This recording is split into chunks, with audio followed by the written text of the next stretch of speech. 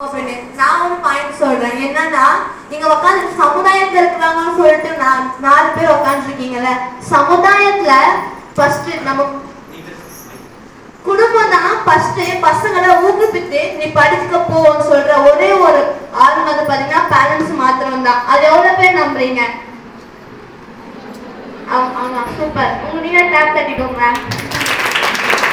ஏன்னா அந்த காலத்துல படிக்காம பசங்களை வந்து ஸ்கூலுக்கு அனுப்பணும்.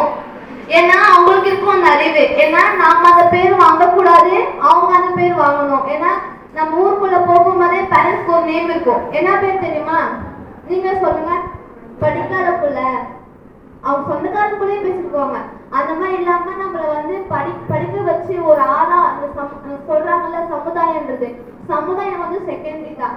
ஃபர்ஸ்ட் வந்து குடும்பம் தான் நம்மள வந்து ஒரு ஸ்ட்ராங்கா வந்து நிக்க வைக்கும். அது படிக்கிற விஷயத்துல எல்லாத்தையுமே நம்ம முதல் படியா இருக்கிறது வந்து நம்முடைய குடும்பம் தான் நான் தெரிந்து கொள்வேன்.